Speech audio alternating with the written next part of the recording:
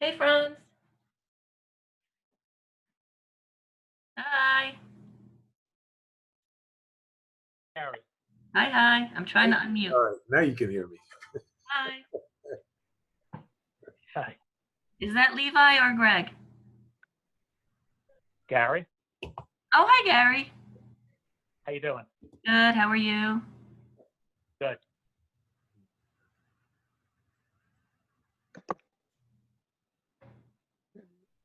Meowing.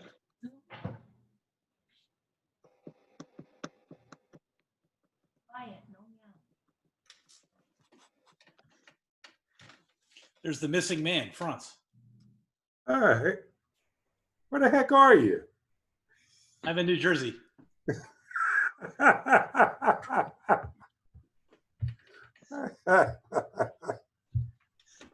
I can dream, can I? I guess so. Or, Hey, Adam. hey, how are you, Yancy? Good. How are you? Yeah, I could do my Michael Cohn background. You're what? I have different backgrounds. I can have one for Michael Cohn. Oh. Here you go.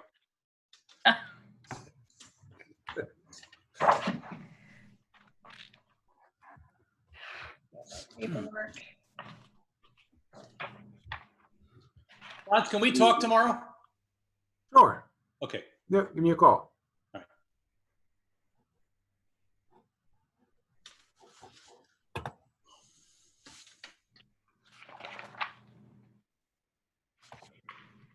Yancy, put the cat out. She just came in, Oh, all right. but I told her she's not allowed to meow because she started meowing a little while ago.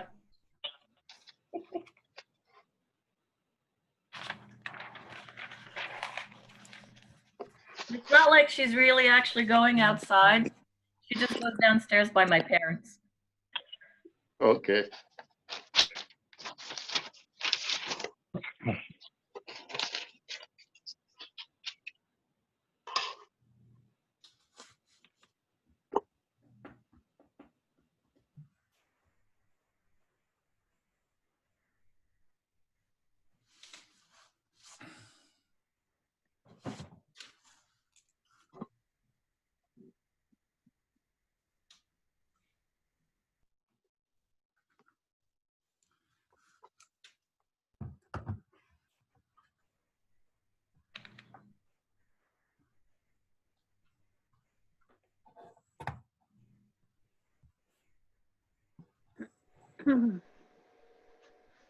I do have my window open though, so if one of those fire department parades goes by, just give me a second to close the window.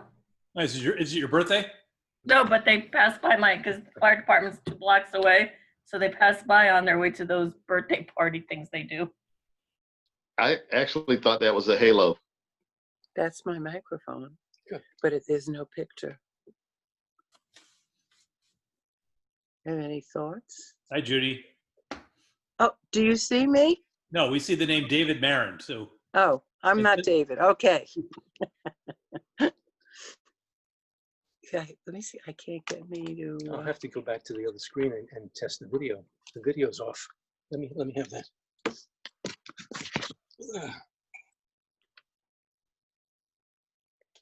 David broke it. Open.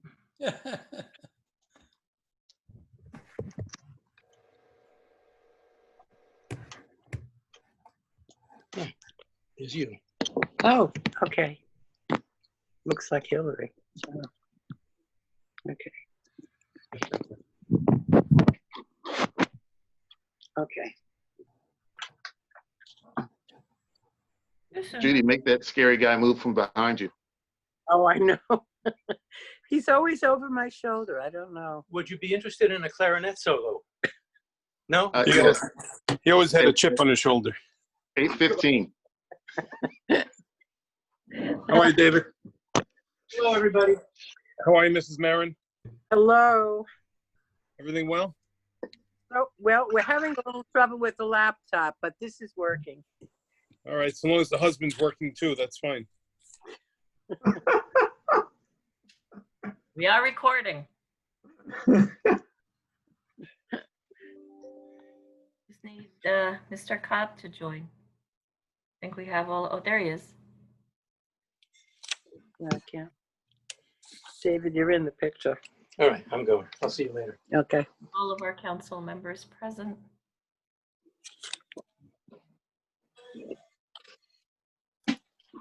Hi, Cheryl. Hi, everybody. Aye. Good evening. Long day, Wayne. We started at 8 o'clock this morning, huh? Yeah, I know. That was productive. It was a very good meeting.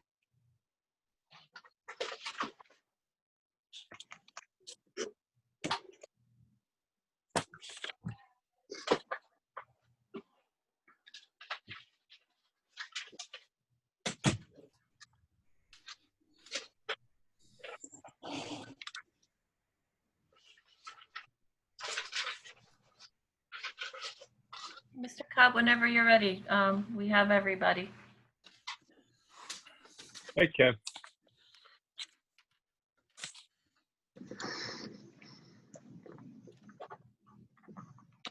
You're on mute.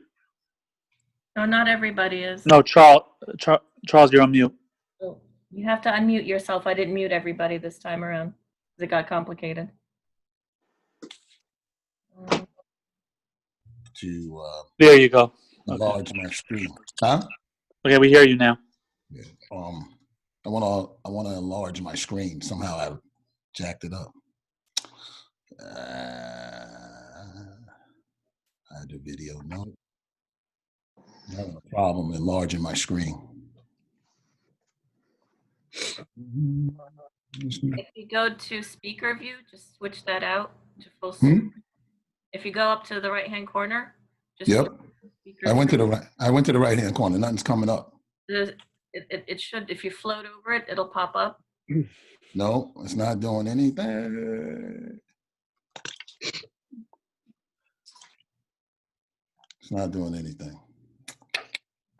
Little picture. I should have left it like it was because I had to reload that. You know what? Give me 2 seconds. Hold on 1 second. Exit, minimize video. No, I don't want to do that. Nope, I don't want to do that. It won't let me. I got little pictures. That's all.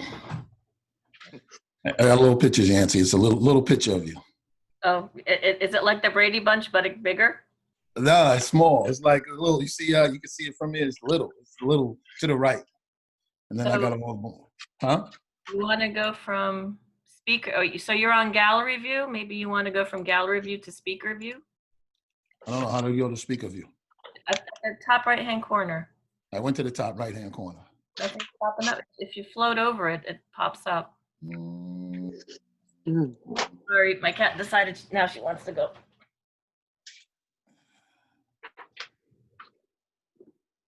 Well, let's get started. Let me just. Sorry. You know what? Can I? Uh-oh. What the heck was this?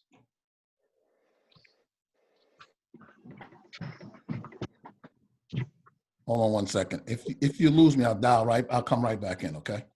Okay. Hold on 1 second. Let me do this. That's not doing it. It's not doing it. I don't know why. I'm dragging the pictures, but it's not letting me do anything. Chat, video, blah, blah, blah, blah, blah, blah, blah. Okay. Let's, I guess we could get started. Okay. We have everybody. Yep. We'll just roll like this. I'll just have a little picture all night or something. That's all right. Okay. I call this city council workshop meeting of May 5th, 2020 at 7:35 to order. We'll all stand or rise for the Pledge of Allegiance. I pledge allegiance to the flag of the United States of America, America, and to the republic the republic stands and One nation. Under God. With liberty. and justice for all. Will the city clerk please read the Open Publics Meeting Act statement?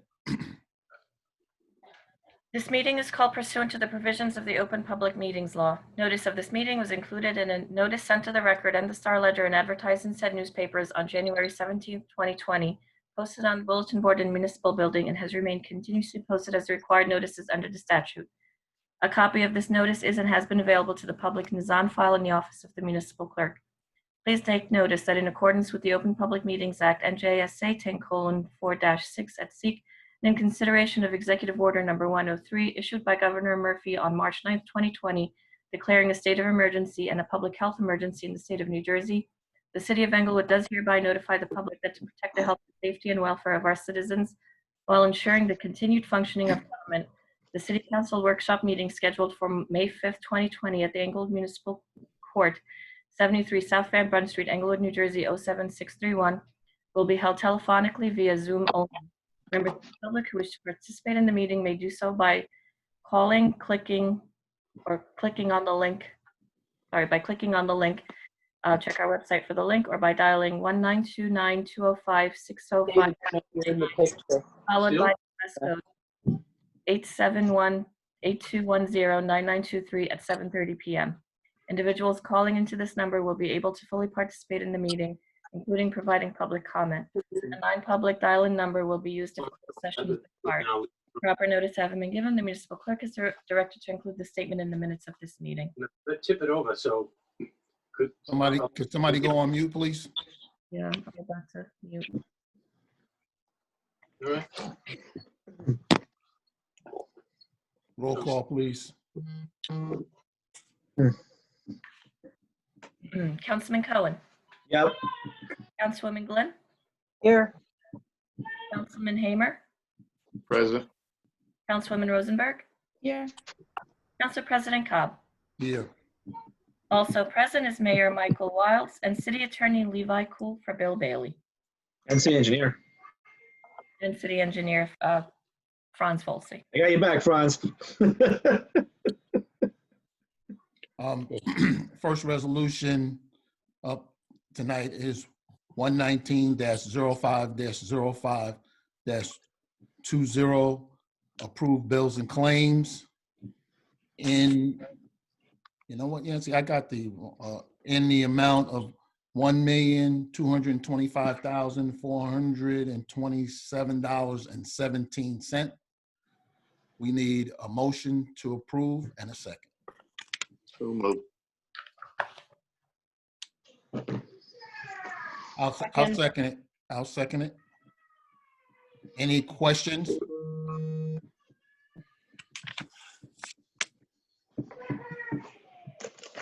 No questions?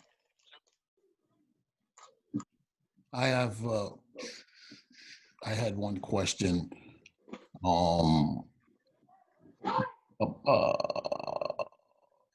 What is this analytical services for $7,000 on page 3 of 3 down at the bottom? It said standard and pours, but it says milling and paving various roads. Could Mr. Volsey answer that? I don't know what that is with Standard and Poor's. It's definitely not us. There's either a mistake with the title of the description of the account. I don't think it should be mill and pave. I think this is something else. Mr. Kaufman, could you look into that, please? Hello? I thought I unmuted myself. Which PO number is it? It's 2000843. Oh no, that's Standard and Poor's. That's we just charge it to an ordinance. You said milling and pave and various roads. Mr. Volsey's not owning that, he said. No, I know that's the account we charge it to. We're allowed to charge the services of it's called the soft cost for capital improvements that we charge to the ordinances itself. So Standard and Poor's, that's a soft cost.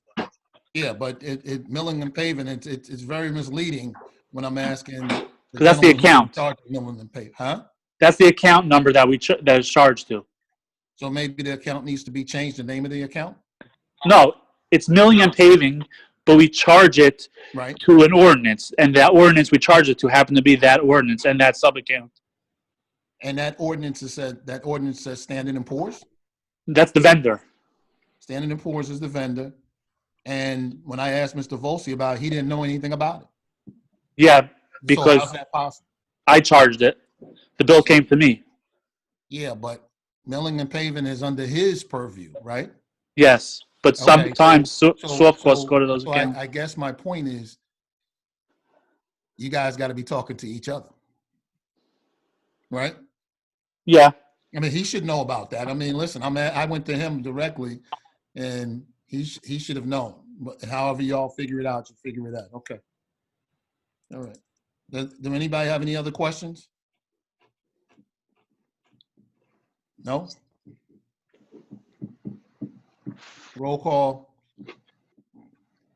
Okay, Councilman Cohen, Yes. Councilwoman Glenn, Yes. Councilman Hamer, Vote yes. Councilwoman Rosenberg, Yes. Council President Cobb. I vote yes.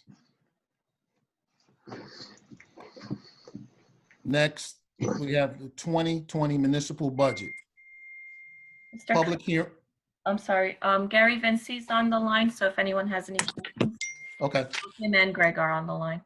okay, I know. thanks. Okay, so public hearing on the 2020 budget amendment resolution. We have two resolutions, right, Yancy? Yes, but first is the public hearing on the Public hearing, resolution that was adopted at the last council meeting. That's the amendment. right. So we open it up for public comment now? Yeah, but for the amendment resolution only. Yeah. So anybody from the public who wishes to question it, you So have just want- 2 minutes. just Excuse me? clarify, the amendment was we took 540,000 out of sewer BCUA bills and put it into the COVID expenses, both outside the cap, and the tax rate remained the same. I just want to clarify. Okay, so, That was because that bill came in lower than I thought, right? Yes. so we open up the public comment on public hearing on the 2020 budget amendment resolution. Just for the public's sake, if you go to the bottom of your screen, there's the word reactions. If you wish to speak, go to that, press on the raise hand, and we will call on you once we see your hand raised. You have 2 minutes to speak. There's one person, Adam Brown. Yep. I have a very quick question for Mr. Kaufman. There's two questions. One is, was this because of an overcharge in previous years? That's the first question. And secondly, if it was, what do you think the stabilized number is going to be in future years for sewer? No, last year we did exactly what the bill was. This year it came in way under. Some years it goes 11% over. Some years it goes 10% under. It's so hard. You don't know what the bill is going to be. So this was not based on a overbilling or under in a previous year. This is actually an actual for the current for the 2019 in arrears. Yes. Okay. 2020. No, this is for 2020. But we're being billed in arrears for last year. They couldn't possibly know what this coming year. Yeah. Yeah. Okay. Thank you. Anyone else wishing to be heard? And again, go to the bottom of your screen under reactions, press raise hand. There's somebody there, Yancy? I'm not seeing anyone else raise their hand. So we'll close this part. Is there somebody else there? Not with a raised hand, no. Okay, so we're gonna close this part of the public hearing, Yancy? Yes. Okay, so we're gonna go, so resolution 120-05-05-20, self-examination of the 2020 municipal budget. Would We you need like, excuse me? I was going to say if you'd like for Gary to explain what that is. Yeah, okay. Hold on. So Gary, could you step us through this one, as Mr. Heyman would always say? Can you walk us through this one? Sure, I'd be happy to. A few years ago, the state actually changed their practices where in the past they were reviewing your city budget on an annual basis. What they decided is that once every 3 years, they would review a municipal budget. So this happens to be the year that your CFO needs to certify that he has reviewed the budget, and the resolution that you have acknowledges his certification as well as references the various statutory budget laws that he uses in preparation of the budget. So as I mentioned, this happens to be a year that the state does not review your document for approval. Okay. It's done locally. Yancy, on the guidance here, we're gonna vote on this as well, right? Yes, first We- motion and second. Yeah, so we need a motion and a second for resolution 120-05-05-20, self-examination of the 2020 municipal budget. I need a So moved. motion and a second. I believe So I, moved. Second. thank you. Roll call, Question. please. Question. Question, Mr. Hamer? Mr. Vincent, would you just explain to us, explain to me again? Everyone else probably heard and understood, but would you just explain what it is that we're, what it is we're agreeing to, or what it is we're approving Michael's certifications, and what else did you say? In the body, so what the attachment is his certification, and the resolution actually makes reference to his certification and also makes reference to the statutory budget areas, parts of the law that pertain to budget development, such as your budget has the correct debt service to pay your indebtedness. It includes any statutory expenditures, deferred charges. Statutory would be pension, et cetera. So they make reference to different sections of the budget law just to make sure that all of those items have been reviewed and you are in compliance with those laws. And Thank you you. are, because I have reviewed them with Michael. Thank you. Thank you. You're welcome. You good, Mr. Hamer? I am. Thank you. Okay. No more questions? Anybody? Roll call. Yancy, please. Councilman Cohen, Yes. Councilwoman Glenn, Yes. Councilman Hamer, Yes. Councilwoman Rosenberg, Yes. Council President Cobb. Yes. Next resolution is 121-0-5-20, authorizing the adoption of the 2020 budget. We need a motion and a second. So moved.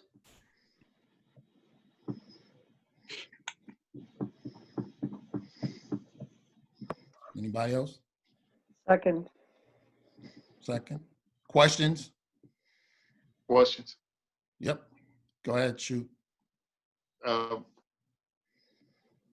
have two concerns. One of which is the capital amount of capital that we're expending versus the amount of capital that we're paying down this year. And I know I expressed a concern about making sure that we don't incur additional indebtedness for the foreseeable future, and start working toward whittling down our debt. And if you would, Mr. Kaufman, would you just talk me through, if not everyone else, where we stand on what we're paying down versus the amount of debt that we're seeking to incur with this budget?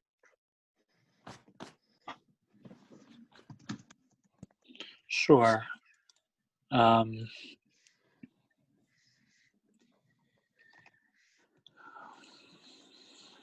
we're paying down in bond principal and band principal. We're paying down 2.37 million in BCIA, which is part of that, another 2.2 million. So that's 4.6 million. That's what we're paying down in principal, 4.6, and we're borrowing on, I believe, $8 million. Or the actual capital for this year is $8 million.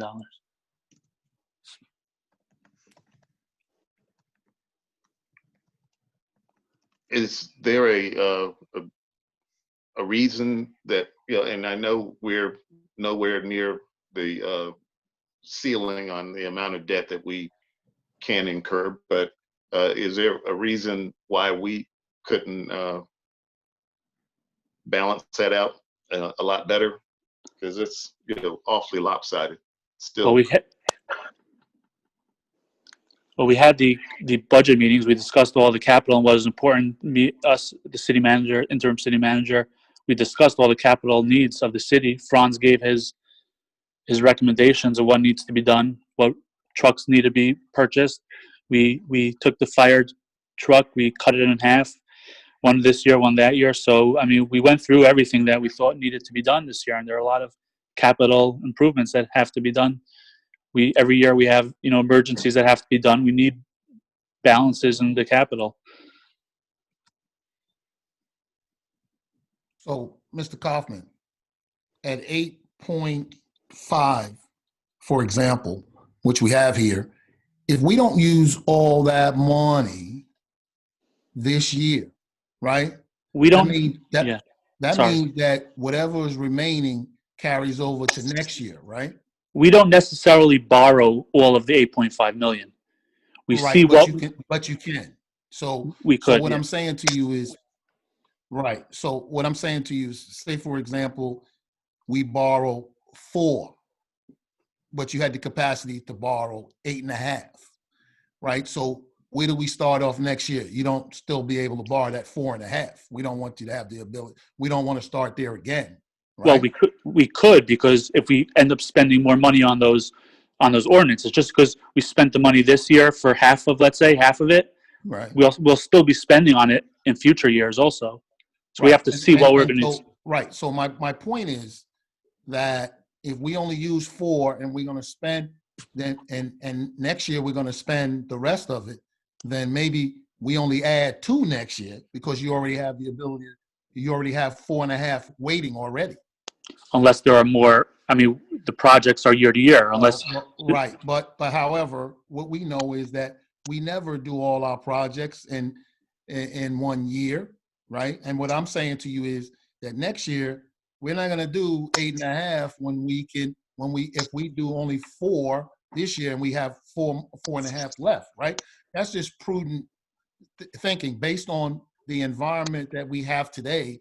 It's creating a shift in how we think and how we use our spend. Mr. Volsky is not going to be able to do as many roads and things as he normally does this year because of the environment. So that's the point I'm just trying to make, as don't look at it for this year. Maybe we look at it for this year and next year with the capital. Now, Mr. Vinci, I'm going to put you on the spot. What do you think I'm saying? Is that good thought, or is that something we should consider? You tell me. Well, I understand the thought is that you want to authorize up to what you're retiring. Otherwise, you're steadily increasing your debt. Right. Be retired in the future. Right. So you're looking at about a $3 million gap. You're paying down, I think Michael said $4.5 million. Right. You're authorizing up to $7.4 million, and I guess the question is whether, and I haven't looked at the body of the ordinance, but I guess the question is whether you need to dissect that ordinance and authorize the projects that you think you will be undertaken this year and defer the balance to 2021. I don't know. It's just, a thought, but deferring the project, I don't know if that has an impact on its cost also. Right. Well, So there are pros and cons. yeah, well, here's the thing. If we have four, say for example, we have 4.5 that we don't use, if we allow Mr. Volsi to go out early on the bids on those contracts, then we could get better prices, right? And so we get more bang for our buck, if that's the case, and if that's the thought process. You know what I'm saying? Mm-hmm. So that has to be the thought process here, because I'm thinking about the whole body of the budget, because of what are we going to look at, or what are we going to be looking at in the next couple of quarters, and how are we going to have our spending, and making sure that we have enough to cross the finish line and start again. That's the way I'm looking at it. Right. So keep in mind with any debt authorization, your budget impact is only when the debt is issued. So if Right. the ordinance moved forward and say you borrowed the money in July, Right. you would have interest due next year. So yes, it would be a 2021 impact for the interest on that note that would be issued. Right. That's what I'm saying. So, it's more to me, I'm looking at 2021's budget, and maybe we're not borrowing as much as we're borrowing. Hopefully we're not going to borrow as much. That's what I'm saying. So, that's what I'm looking at. And I have another question around the budget. Well, before Council President, before we leave this topic, I just wanted to add, I'm looking at it from two standpoints. One is we do have capital projects that we need to undertake, and there always will be capital projects that we need to undertake. But we also have debt service. So typically we're only paying down 5% of whatever it is that we borrow, and unless we adopt a different approach to handling our debt, we typically only pay down 5%, and then we're adding on to the back end, whatever it is that we haven't covered. So this almost $4 million that we have in excess capital, potential excess capital expenditure versus what we pay down is is going to have to get serviced if we issue that debt at whatever point it is, and that's pushing it out to the future. So it hasn't been a slow drip or a slow increase the debt over time. It's been rather rapid, and as tough as it is now, that's just going to make things tougher, not necessarily for this council, but for future councils. And and I don't think that's an obligation we should be pushing out on others and on the residents, for that matter. Right. So, Mr. Cobb, is it Yes. possible for the acting city manager and the city engineer to discuss with you and inform all of you of the triage that they've done on the capital program to try to limit the amount that's going to be done in 2020? Absolutely. Franz, do you want to go? This list was filled out to everybody last week, I believe on Thursday. The memo was titled Critical Project. Franz, do you have that in front of you? Yep, that's the memo I sent you back, dated April 30th, right? Yeah. Well, Franz, can you just quickly summarize it? Yeah, what Yancy actually essentially asked me to do is to go through the projects that were absolutely critical. I mean, given the economic difficulties that we're facing as a city. And I essentially went through the projects one at a time, and I focused more on the projects that basically impact our department. And I basically cut the projects in half, essentially. Is it gonna hurt? Yes, it is. It's gonna be tight. Yes, it is. But given the circumstances that we have, I've reduced the road projects, the drainage projects, etc., from 6 million to approximately 3 million and some change. So it's a substantial cut. Right. Was not easy, but that's what I essentially did. Mhm. So then your triage has essentially achieved the concerns of Mr. Hamer. I've reduced our project cost by over $2 million. Now we have to be ready for some pushback. I'm sure, as if this boils over, this pandemic, and everything's back to normal, I'm sure the residents are going to start yelling and screaming about the condition of some of the roads. But again, it's a balancing act. We were fortunate that the winter wasn't as harsh as it usually is. We had a warm winter, so some of the roadways were able to hold down a little bit longer than I thought they were going to. So with that in mind, I was able to significantly reduce some of the project costs. Thank you. So when you're saying that your capital costs are what in total, Mr. Volsi? What are you saying? It's not $8.5 million. That's what, if I'm No. The $8.5 million includes everybody. right. Right now, everything is about And grants. Includes. Yes, 3.6 million. Part of the projects that I left on here as projects that are a necessity to get completed are projects that we have grants on, and if we don't complete them, we're going to lose those grants. Okay, so you got to leave those on there. So I left those on, and they're significant grants. Some of them are half the project cost. Yeah, no, we got to take care of that. Yeah. So we're not going to get a better deal than those. So those are left on there, and obviously projects that have significant sanitary issues, that sort of thing, are left on. Agreed. As far as cosmetic, et cetera, I sort of got away from that. It was like, you know what, the road's going to be rough for another year, and we may do some patchwork, work with the DPW, that sort of thing, but it'll just have to get pushed till we get our finances. So you're saying that number, and I guess I'm asking this question again, 8.5 is the number, or you're saying that number should be reduced? That number, if everything in the memo that I sent is actually implemented by the council, then that number is going to get reduced by 2.5 million.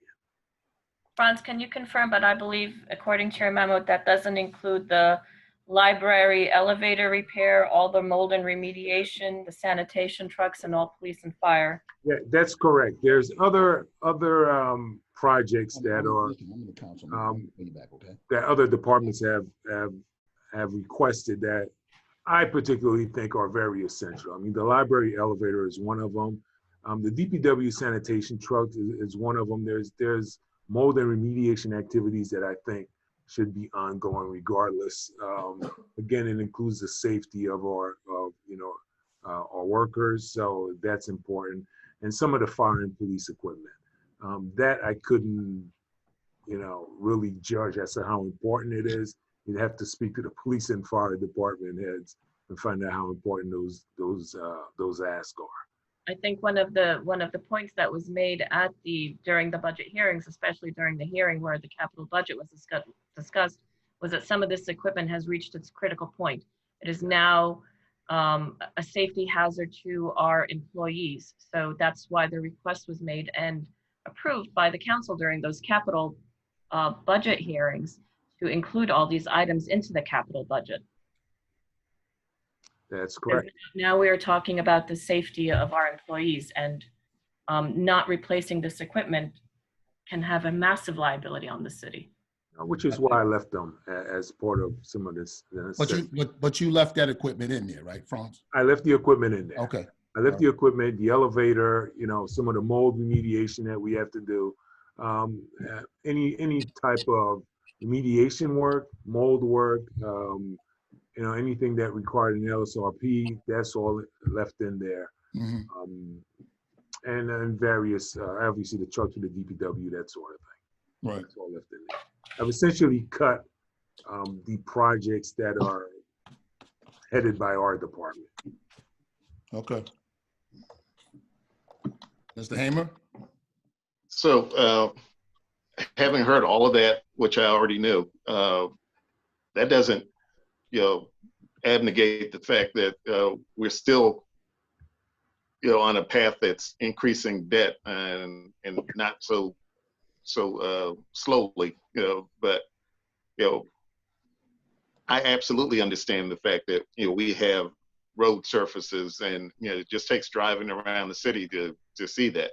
I absolutely understand that we have equipment that needs to be serviced and replaced, not even serviced, replaced because it's dated, and there are safety implications. So I do understand all of those things, but I also understand that we've got to and we don't have a meager budget.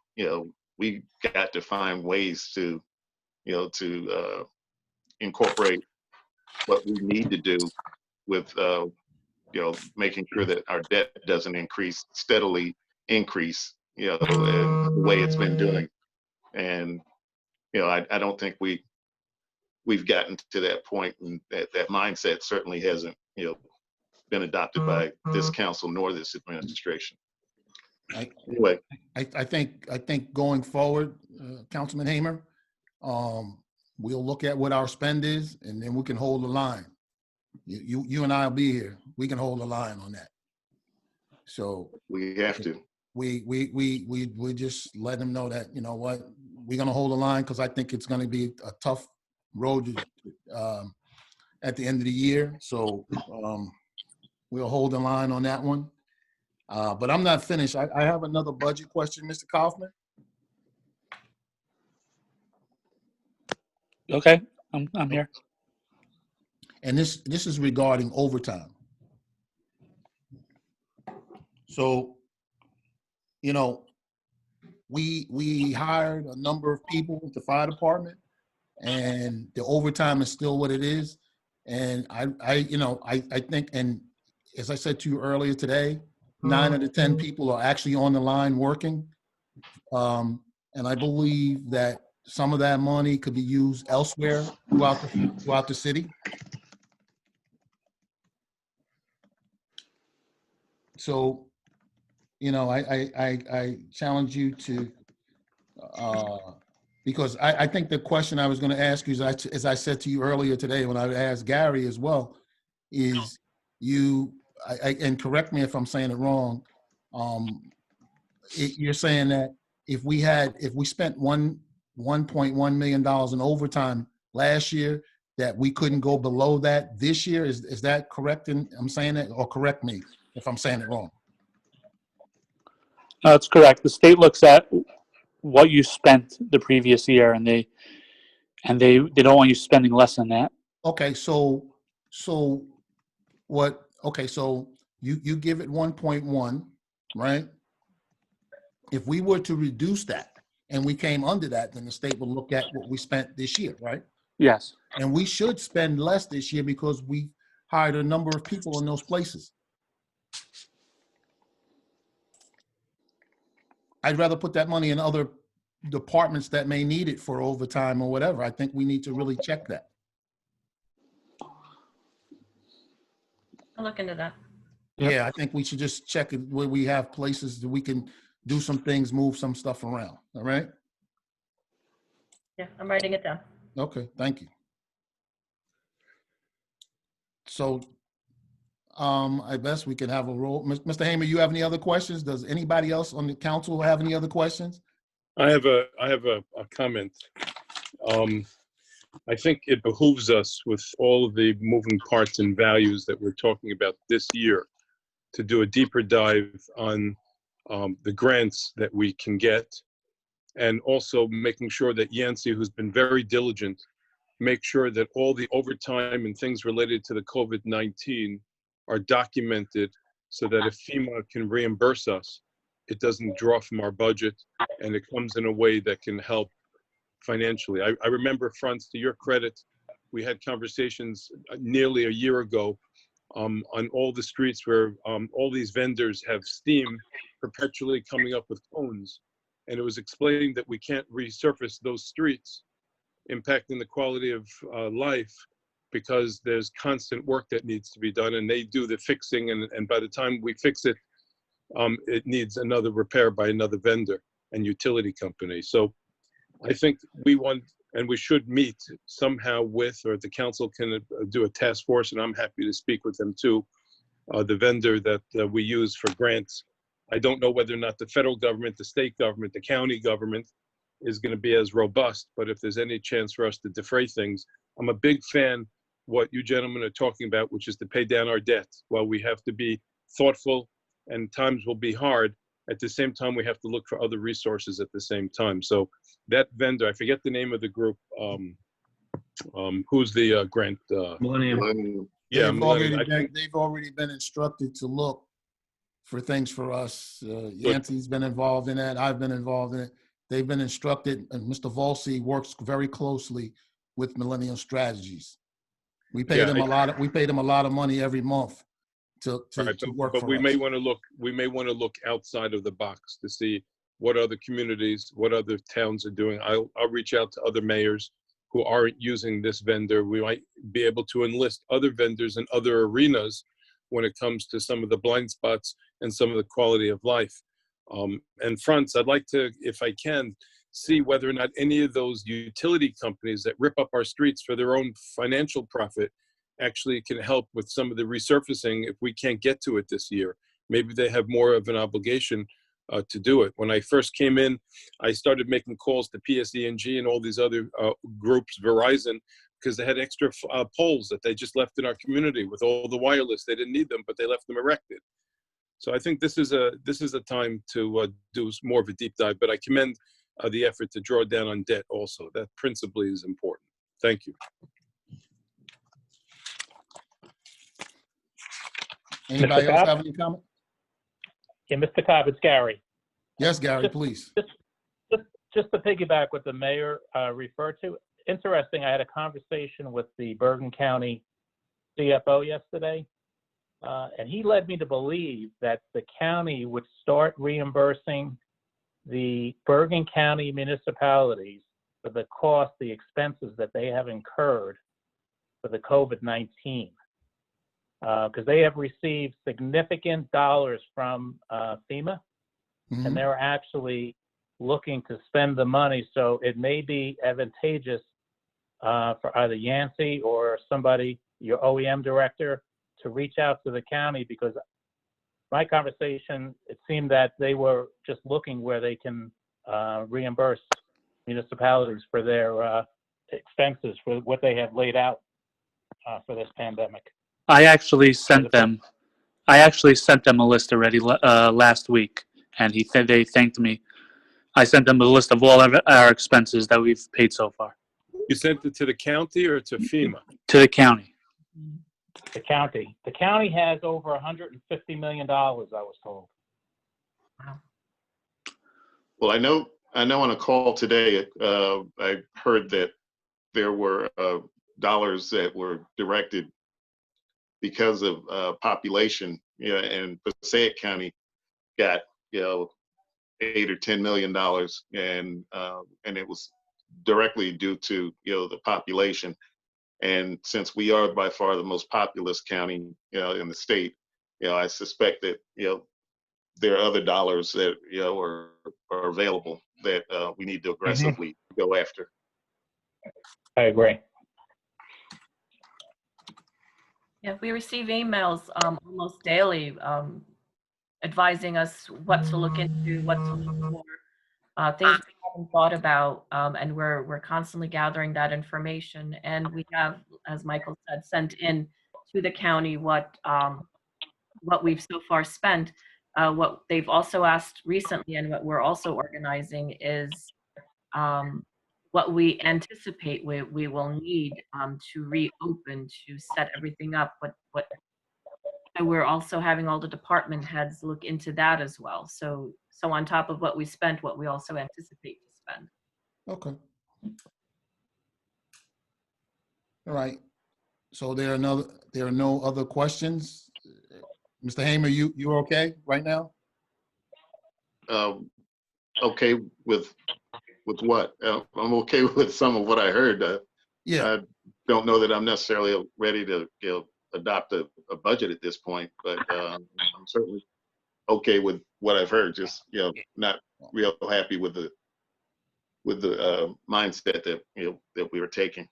Just just as a reminder, the capital budget that's incorporated into the capital is pretty much a plan. It doesn't necessarily mean that that's what you're spending or that's what you're doing. The budget is the budget, and that's your tax rate.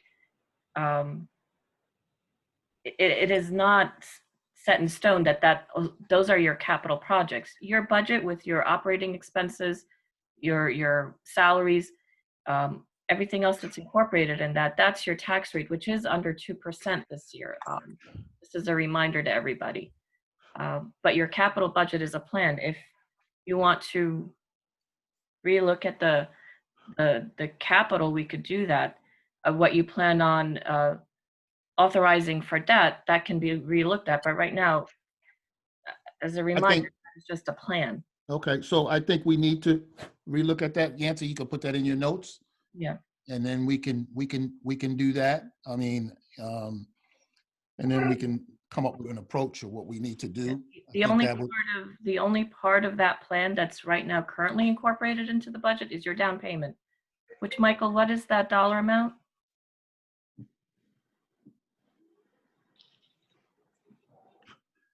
It's 405,000. 405,000. Right.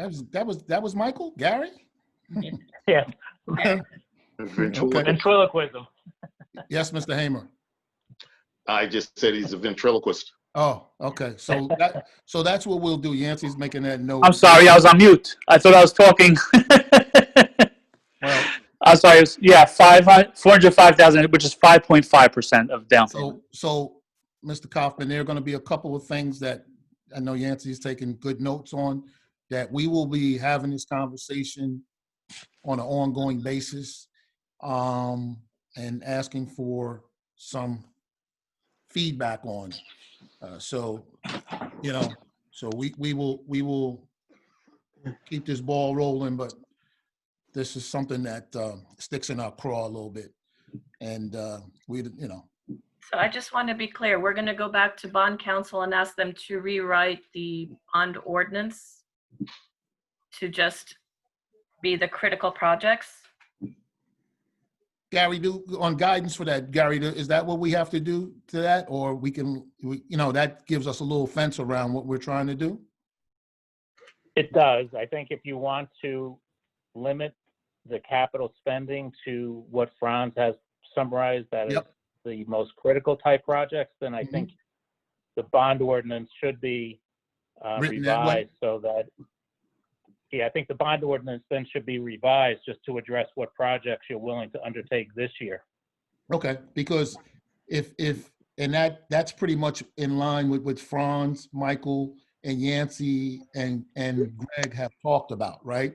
I think I'm saying that right? Mr. Cobb, is it possible for me to speak? Yes, absolutely. This is Go ahead. Greg. Yes. Let me just make these points, and Mr. Vinci or Mr. Kaufman can disagree with me if they do. Okay. First of all, the budget, as I understand it, was created with the guidance of Jewel Thompson Chen to try to arrive at a flat tax rate, which the amendment to the budget that was to be voted on achieves. The concern regarding capital is not really dealt with in the operating budget. It appears in the capital budget, but the capital budget is, as Yancey indicated, a plan. It is nothing to which you are committing funds.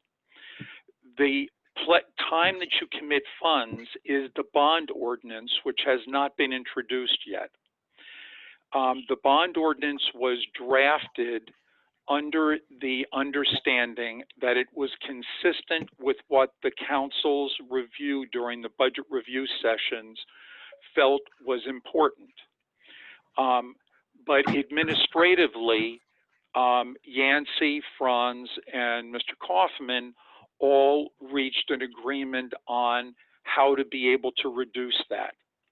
First of all, the bond ordinance, while it may be in an amount, I can't remember exactly, but about 8.3 or 8.4 million, actually has almost about 800,000 of grants in it. So the amount that you are authorizing for borrowing is about 7.5 million. Of the 7.5 million, the city engineer has reduced that by about 2.5 million. So you're now down to about 5 million, and the number that you're talking about is about 4.5 million that you are retiring in debt. So you're within about $500,000 of it. Recognize that if you go back to bond council to have this ordinance rewritten, you're going to be incurring a fee. It probably won't be a huge fee, but it'll be a fee. You already have an agreement that administratively they're going to hold off on items that you previously decided were important and you previously decided you wanted to pursue. So if you allow the bond ordinance to proceed as it's currently written, you will have the opportunity to be able to advise staff that you want to proceed with that project without having to go through the 60-day process of having to now go through a bond authorization to allow it to happen. I think that your objectives of keeping the tax rate flat and being able to pursue capital projects that are vital to the municipality can be achieved if the budget is adopted. Recognize that the state of New Jersey has advised that it's going to be necessary for you being any municipality in the state of New Jersey, to authorize estimated tax bills, because there will not be an ability to have the tax rate set by the County Board of Taxation within the normal time period. If you don't have a budget in place, Mr. Kaufman, the acting city manager, the city engineer, the police director are all flying blind. And it is in your best interests, if you are providing them the guidance of the budget, and if there are certain things in that budget that you don't want spent, among the five of you, you come to that agreement, you provide that direction to the acting city manager, and she makes sure that those monies are not spent. But otherwise, if they have to come up with an estimated tax rate and a budget is not in place, it is possible that that estimated tax rate will not conform with what you want in the end to be the municipal budget for 2020. Finish? I don't think it's in your best interest to postpone an action given all of the things that are in the air right now, because the state of New Jersey has postponed or extended their fiscal year until September 30th instead of it having end on June 30th. Right. Okay. Gary, you have anything to add to that? If you, I guess, proceed, well, there's a few things. If you do proceed with the ordinance the way it's drafted, then I would strongly recommend, if you do then defer some of the projects that are in the ordinance, that money is not borrowed until 2021. Correct. So you only borrow this year for the projects that you need. Okay, we can do that. I mean, yeah, I think that's the right approach with respect to keeping the ordinance as is, as opposed to amending it. Okay.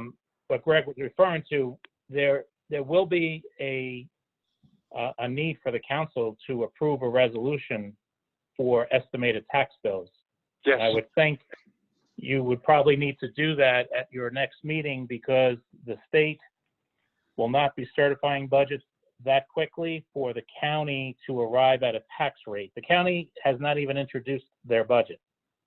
So it's important for the estimated tax bill to be calculated and bills be sent out so that your third quarter collection is not impacted by the other government agencies' delays. Okay. So, Mr. Hamer, you have any questions for either one of these gentlemen? No, I don't have any questions on that. It's just going to boil down to transparency and discipline That's right. at this point. So Yep. we can still achieve whatever we need to, but those things are going to be critical. We just need to know what it is that's getting done ahead of time, as opposed to finding out after the fact what was done, and making sure that we're all on the same page. Yep. Well, we'll have to be you have to be transparent. I'll have to be disciplined or something like that. That's what we'll have to do. We can do that. Yep, we can do that. Okay. All right. So I believe we had a motion and a second to adopt the budget, authorize adoption of the budget. Yes. Yes. You want me to do a roll call? Roll call, please. Councilman Cohen, Yes. Councilwoman Glenn, Yes. Councilman Hamer, I'm just taking a moment because this is the first time in my life that one of our council members is saying yes to a budget. So it's got to wash over me and marinate for a moment. But under 2%. yes. I'm sorry, I didn't hear your yes. It's affirmative. I vote yes. Thank you. Councilwoman Rosenberg, Yes. Council President Cobb. Yes. So we adopt the budget. Okay, so let's move on to resolutions for vote. Resolution 1220505-20. Resolution extending the grace period for the second quarter property tax to conclude June 1st, 2020. So moved. I need a second. Second.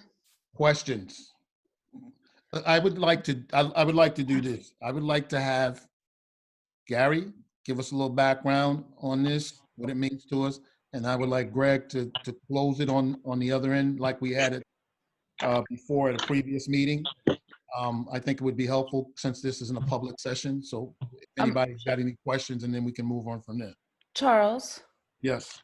could we have also Michael Kaufman give us the latest cash flow analysis? Because I think things have changed since last week. Oh, that's that. But yeah, he can.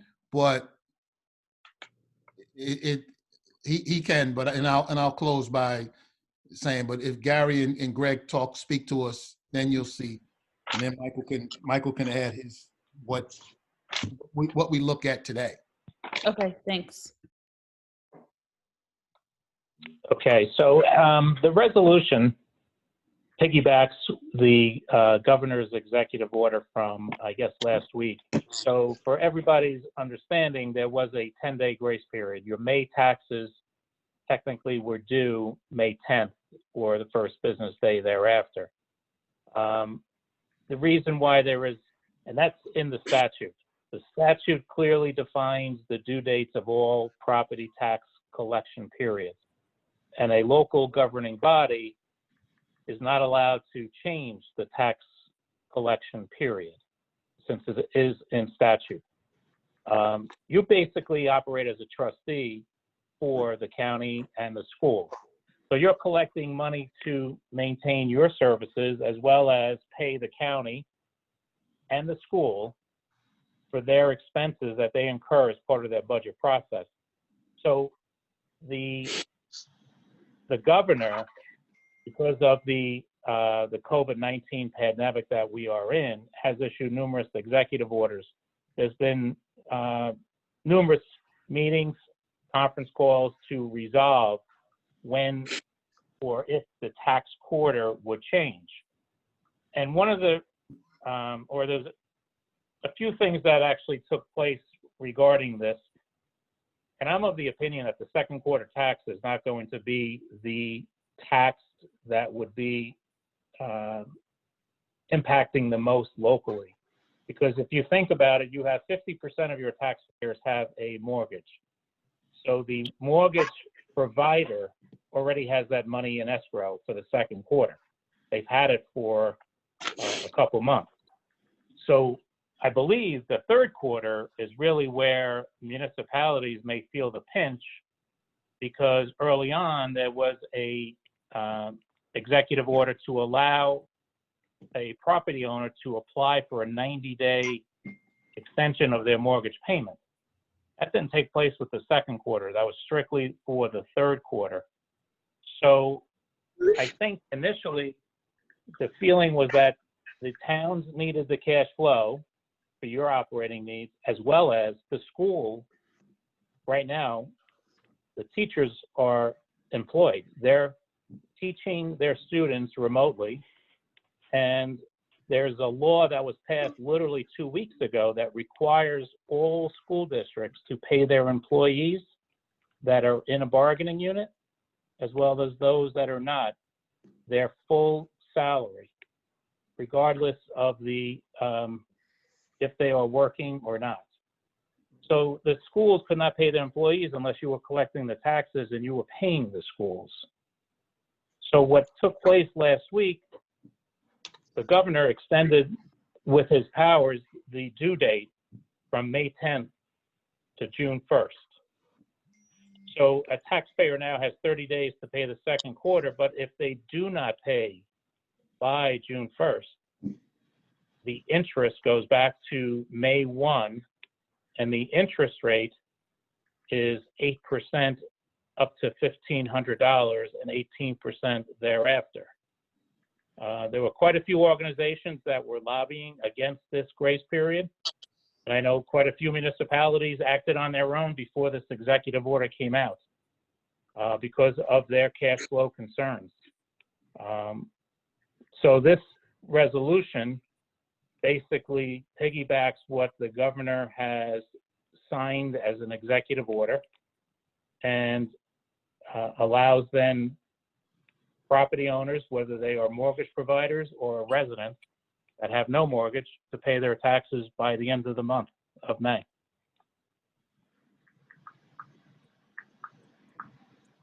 Gary, you finished? Yes, I'm sorry. Okay. And Greg, could you kind of walk us I'm through? going to try to be more brief than I was last time. No, that's fine. We need all as much information as possible. People need to hear it and need to know that we are, we are very focused on this and that we take these things very seriously. Okay, well then, let me just say that over the past 2 months, this matter has been of great concern to a number of managers, administrators, and CFOs throughout the state of New Jersey. They've been seeking guidance on what to do on this. There was before the legislature a bill that would have extended the grace period, and it was not considered because the counties and the school districts did not want it considered because they did not want their payments to be postponed. The Division of Local Government Services came out with guidance, I'm going to say about a week and a half ago, 2 weeks ago, and the Tax Collectors and Treasurers Association came out with guidance, both of them basically saying you shouldn't do anything because you don't have the authority. 3 days before the due date for the May taxes, the governor issued an executive order that essentially upset the apple cart and made it very difficult for a lot of municipalities to figure out what to do. In the interim between when that occurred last week and today, you will end up having some positive information coming from the finance officer. But one of the things that the finance officer did was prepare 3 detailed cash flow analyses to basically show best case, worst case, and an in-between case of what would happen to the city's ability to be able to meet its obligations and circulated that to the council the latter part of last week. it should be noted that the executive order simply authorized the extension of the grace period to a date up to but not later than the 1st of June. It did not extend the date by which the city had to pay the Board of Education the amount of money they're due, which is the largest single amount that's paid out of the city budget. They did not extend the due date for the amount to be paid to the county, and the county does not have the authority under the statutes to waive interest. So failure to pay the county would have resulted in an interest charge. In addition, it did not allow municipalities to forego its required payment by April 30th of the pension bill for the Police and Firemen's Retirement Pension Fund or the Public Employees Retirement System, PERS. It did not permit the postponement of paying bills for the State Health Benefits Program. So while it permitted an extension of time on your principal revenue, it didn't do anything to offset the expenses and the obligations that the city had to make payments to other parties. One thing I failed to previously mention was that it also, as the result of extending the fiscal year, will not be giving you state aid any sooner than October if they give it to you in the first place. State aid has been put on a list by the state treasurer of being monies that are to be held by the state of New Jersey pending a determination as to whether or not the state's in a position to be able to pay. So while you would normally receive payments during the period of July through September, now they're going to be essentially putting all of your state aid into a 3-month period between October and December. Under those circumstances, the cash flow for the city could have been problematic. It may continue to be problematic in the future, but with the information that the finance office is going to supply you, you will not run into that problem immediately. And so an extension of the grace period until June 1st will not create a cash flow period. And with that, I will ask Mr. Kaufman to give you what has happened.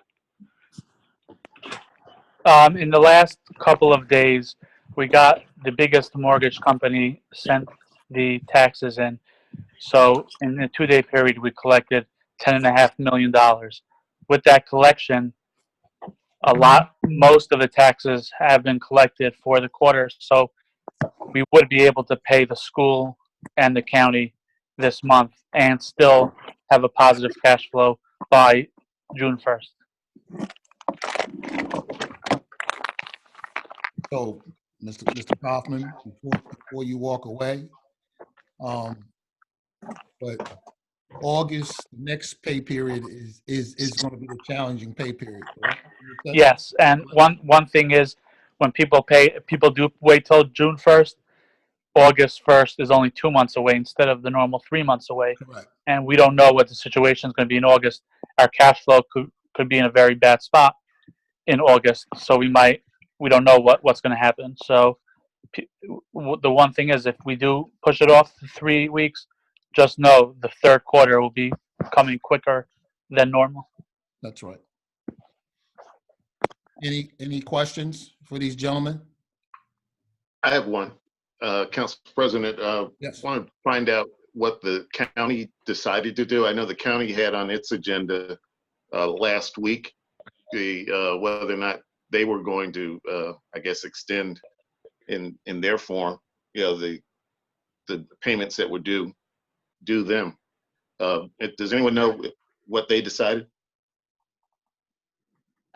So Yeah. Go ahead, Gary. I don't know if you want to speak. Yeah, you can speak first, but. I had a meeting earlier today, and the mayor from the previous meeting, had correspondence from the county that they were not looking or not willing to extend the payment cycles to the municipalities. And that was only about an hour ago I heard that. Yep, I heard the same thing. Okay. Anybody else have any questions? No? Okay. I guess we can go to roll call, right? Nancy? Yes. So voting yes would be to provide. That's how. Voting yes would be to Would extend be the to, grace period. yes would be to provide the grace period, correct? Yes. Okay. Roll call. All right. Councilman Cohen, Yes. Councilwoman Glenn, Yes. Councilman Hamer, I vote yes. Councilwoman Rosenberg, Yes. Council President Cobb. Yes. How will this be communicated to taxpayers? Will it be posted on the website, Yancy? Yes, it will be posted on the website, on Facebook, on the marquee. We will send out a robocall. We'll do mass emails, anything that we have at our disposal. Please, if you're on Facebook, share with whoever you can. Please let your neighbors know. We have a lot of, we don't have everybody signed up on those robocalls. So if they're not aware, please, But you know what, Yancy? They should be directing people to the city's website because that's the factual website, right? That's coming from us. That's the voice of us. Just one tiny little detail. We are working on getting a drop box for City Hall because we do have a lot of people coming to City Hall to drop off their checks. And they're not able to because the building is closed to the public. So we will be having a drop box that will be part of the message. In the next day or two, it will be installed. That's smart. The mail is very slow, so please don't wait till the last minute to mail your check in if you're mailing it in. We've had people sending us things a week or two prior, and they're still calling us because their check hasn't been cashed. For whatever reason, the mail is really slow. We received 2 massive bins of tax payments today that I think were mailed a while back. So please don't wait till the last minute to mail your checks. Comment? And it's not on the date that you mail it. It's the date we receive it. Date we received it. So But can I ask a question? Yeah, if somebody. Council Wait a minute, President, hold on. Is there some order or not? I just want to know. someone's probably eating. I have a question. Right. So where will this drop box be placed? right outside of City Hall, right outside the front door. Not on the sidewalk, but outside the front door. Yeah, So for the sake of security and privacy, is there any possibility that this drop box could be left in the lobby of the police station? I'm not sure if the front, I believe the front lobby is open. I can double check with the chief. But we do have security cameras. 2 of them actually on the front door of City Hall. And it will be bolted into the ground. My concern, my quick concern is, you know, that somebody's check and people who mean to do, if someone's eating, is it possible you could put your phone on mute just a moment? If people are putting their checks into a Dropbox, and you know, there's an increased chance that. Councilman Hamer, could you hold it 1 second? Sure. Could whoever's eating, please put their phone on mute or whatever it is, because you hear it right here. We hear the bowls clanging and whatever. That's very rude. Thank you.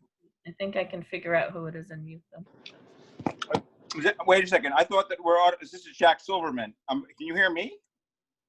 Yeah, you're not muted. If you're doing Why that, am I not? I thought you guys automatically last meeting you automatically muted everybody that was not germane to the conversation. Jack, it doesn't matter. We asked you to put the phone on mute. Put it on mute, please. Thank you. Of course I'm going to. I came in late. Take it easy. All right, listen, fine. No, I will I'm do not so. taking. Jack, put your phone on mute. Thank you. I'm doing so, Charles. Thank you. Take it easy. Thank you. Thank you. Okay, it's muted. Go ahead. Sorry. My concern is that if if a resident is mailing a check in, or not mailing a check, dropping a check off in a drop box, that the risk is increased that something could happen, that that check could be misdirected, and then that creates a whole nother set of privacy concerns. So if it's possible to locate it inside the police department, in the lobby of the police department, I think that adds a measure of safety to what we're trying to do. We can do that, but my other concern is that we have the majority of the people who come to City Hall to drop off their checks are seniors who are barely walking up the stairs, and then if they're going to have to see a sign to walk up to the police department, I think we need to just figure out a middle ground with that. Yeah. I think we're gonna have to contact our risk manager, the insurance company, to say, because now we got some exposure because we're taking checks. And just like the mailboxes, you see how they've changed the slits in the mailbox now? Because people were burning, throwing matches down there and setting things on fire and all that. So we need to consider all these things if we're gonna do that, how we do it. So they can only that envelope goes in there and nothing else can get in. If you see how the new mailboxes are, if you go out to the mailbox by City Hall, look at the opening now. It's very, The problem is that the mailbox already been ordered and is arriving tomorrow. Oh, well, you got to tell the guy, the risk manager. And then we were very, very fortunate because drop boxes are back ordered until June. Okay, but you got to tell Dominic Sinelli, because the risk manager, because now we're taking on money outside of, the normal process. This actually was a part of the guidance that the DCA sent, and it was one of their recommendations on how to deal with the public during these times. Are they going to accept responsibility if something goes wrong? Okay. I'll reach out to the insurance. Yeah, ask. Thank you. I would say for a few things. One is I would not move it away from City Hall for the simple reason of everybody's used to paying their taxes at City Hall. And no matter how good our communications are, we do not reach 100% of the population. We don't reach 80% of the population with these kind of things. And whether it's seniors or everybody else, people are used to going to City Hall, and I would not move it. I would not move it anywhere. One thing I would say is maybe you want to put a sign, Yancy, on there saying, once you dropped it here, here's an email address, and just email us and let us know it's there, so we know. So this way you can go and maybe email back, or somebody, whoever's checking the box, can email back confirmation we have your check. I don't know. But I'm not really concerned about the security. If it's in a locked drop box that's nailed to the floor that can't be moved, that's locked in a way that can't be opened. Checks.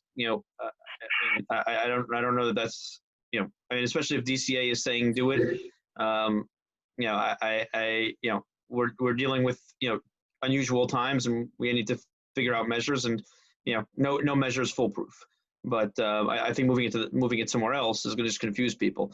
My other question is if we're if the resolution, obviously, and what the governor allowed in extending the grace period for the time period that's possible for the 30 days. I don't know that how do we, I'm just curious, and I guess this is a question for a combination of Yancy and Michael Kaufman. Typically when you mail something in the mail, you have an expectation it's going to get there, in the city to somewhere else in the city in 2 days or whatever the time period is. It's a reasonable expectation of what you'd assume it is. At this point, if things are happening 2 weeks out, and there's no predictability, how is somebody who's using that 30 days because they really need to financially going to be able to specifically predict when the mail is going to hit? If we're telling them you can have an extra 30 days, but if you mail it a week out of that 30 days, but it gets there a week later, you're still in a position where you're fined or interest or all the other all the other things that happened from a financial perspective. Then we're not really actually giving them the time. I would say maybe we can come up with something internally that. Oh, you lost Michael. They'll have to come to the City Hall and drop it off then if they don't trust the mail. There's nothing we could do. If the time passes, that's the law. No, what I'm saying is, though, if somebody mails something 10 days out, right? They have no reasonable expectation to assume that it's not going to get there in time. In these times, you have to take every precaution, I guess. But then You you're don't not, know. but then you're not giving them a grace period. We are. They could drive to City Hall and drop it off. You don't know if they can. You don't know if they're, what if it's a homebound senior? What if it's Well, somebody who we've can't? already, listen, we can go Then back. then get call someone. But that's not gonna happen. You can't. You have to. You can't. The law is the law. You can't. If someone mails it 10 days, it gets June 2nd. There's nothing we could do. There's nothing we could do. The law is we have to charge interest. We can't make an exception. If they then try to have them call someone to pick it up from them or leave it in their mailbox, someone could take it for them. But if they don't trust the mail, but it's the date that we receive it. We can't do anything about that. And also, just additionally, we do take online payments. That is another option. Yes. They can make their payment online also. That's true. Question for the interim city manager. Yes. Acting city manager. Acting city. Okay. Interim was Jewel. Okay. Same with titles. City clerk.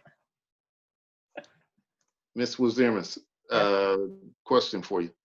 The information, how's it going to be communicated out to those people impacted? You mean the taxpayers? Yes, whatever information we need to do. How are we going to get that in front of them? Whatever means we have at our disposal between social media, what are they called? Robocalls, mass mailings. We'll have it on the marquee. The robocalls is the biggest one. We have about, I believe, 17 or 18,000 phone numbers in our system. So that'll be the biggest one. But anything that we have at our disposal, that's what we will use. Okay, I know you said it before. I just wanted to make sure everyone heard it. Thank you. You're welcome. Okay, now I believe we can move forward now. Yes, the next item is the ordinance introduction. Introduction, first reading. Can you read that ordinance? Nancy? Sorry, I didn't hear that. I didn't hear what you asked. You're gonna read the ordinance for introduction, first reading, ordinance 20-02.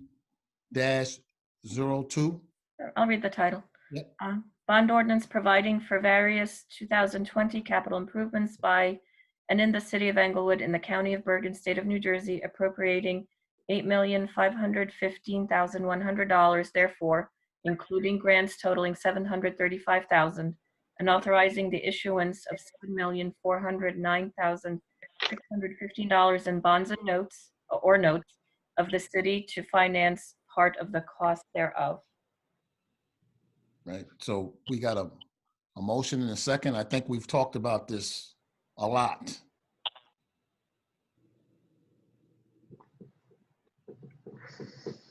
I'll call yes. I'm sorry, Michael, what did you say? Oh, then we should move to roll call, right? No, we're on motion and second. I thought we had a motion.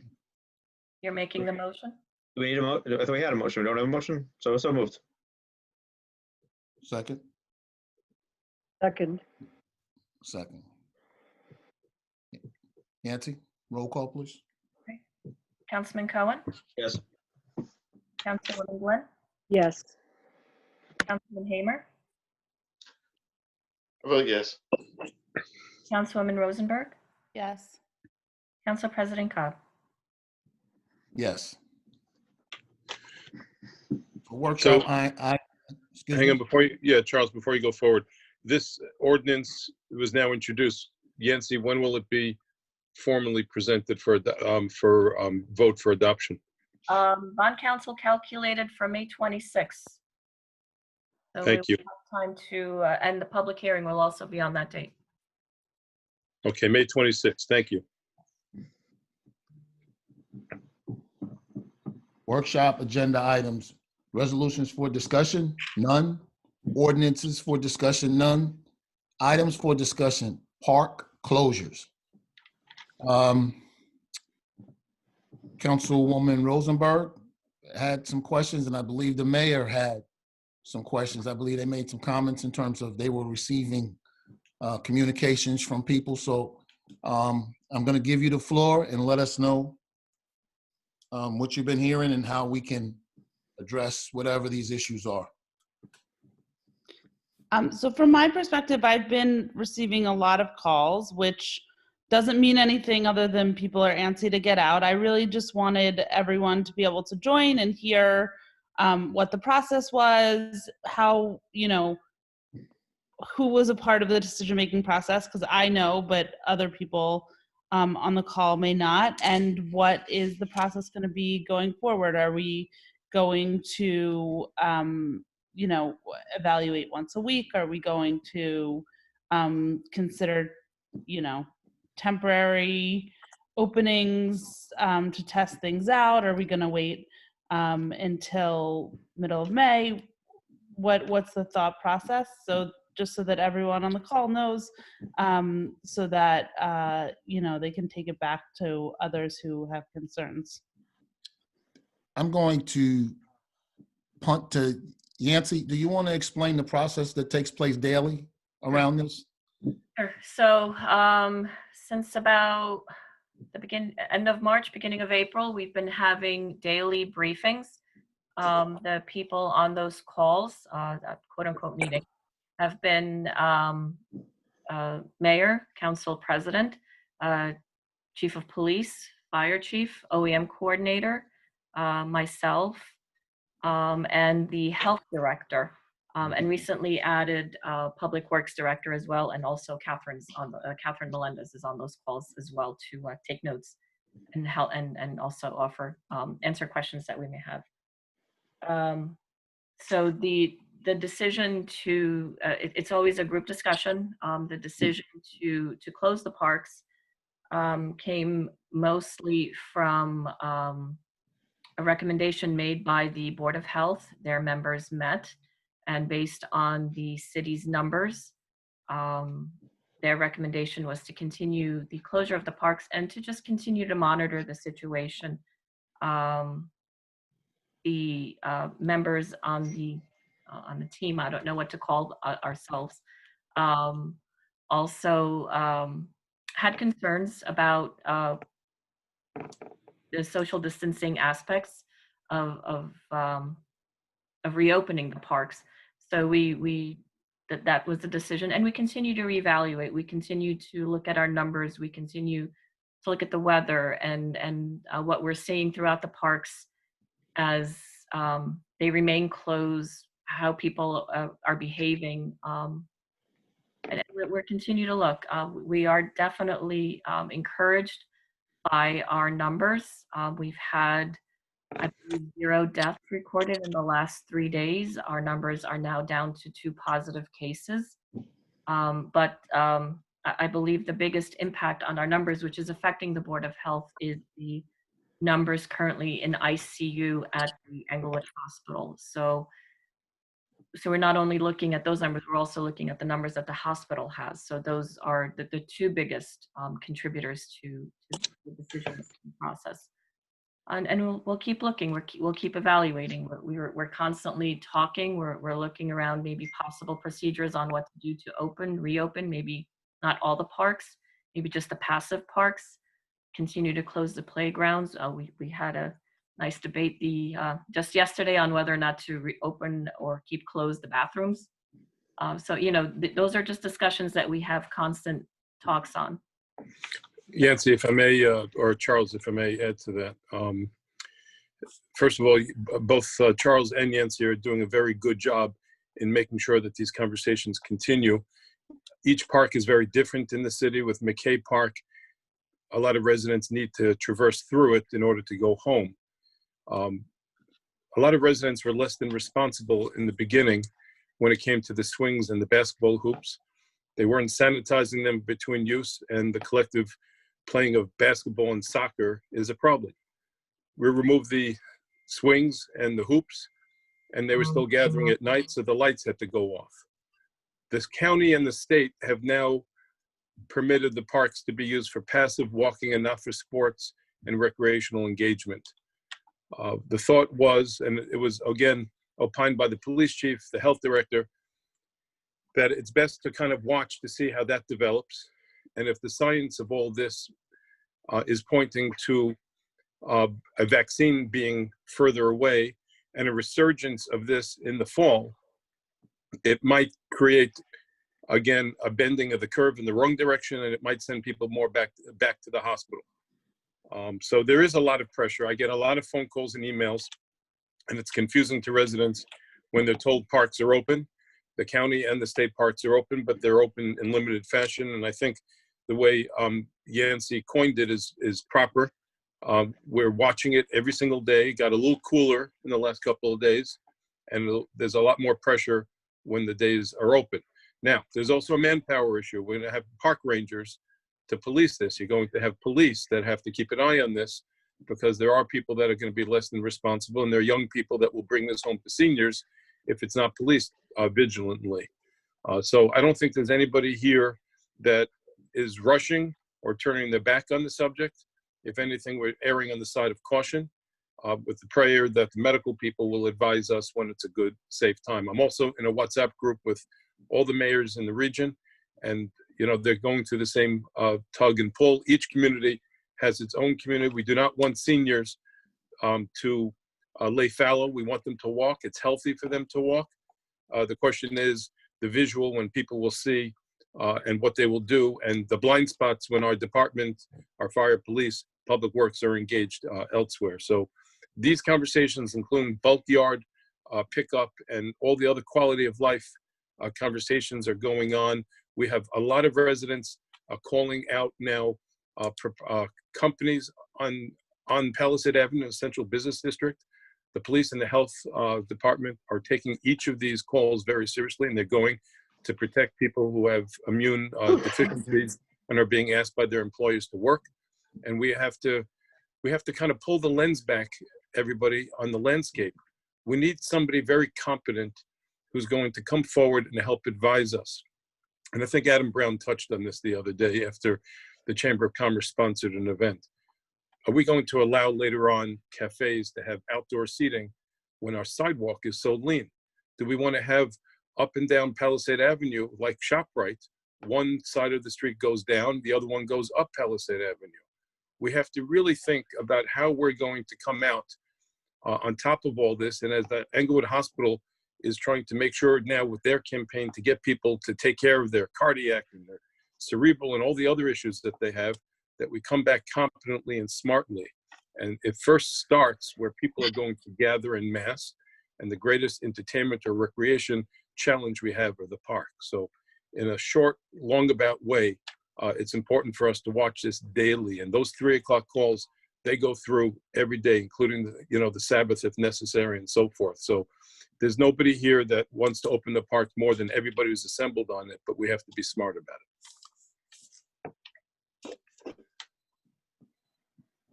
Did you have any other questions or concerns, Councilwoman?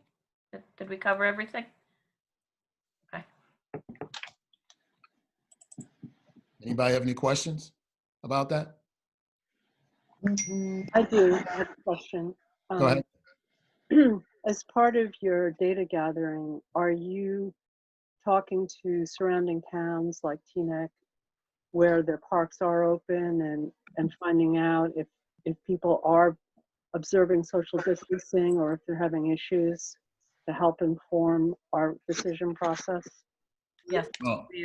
Well, not at our meetings, but I do constantly look and see what other municipalities are doing, what they're doing. I think Yancey made a key point. We're looking at the numbers that we're getting reported by the health officer to us daily. And when you're over 700 people who have tested positive and over 45 deaths in the city of Englewood, that's a driver. Until we get weeks and weeks of nothing, how could we be comfortable with that? Because we don't know.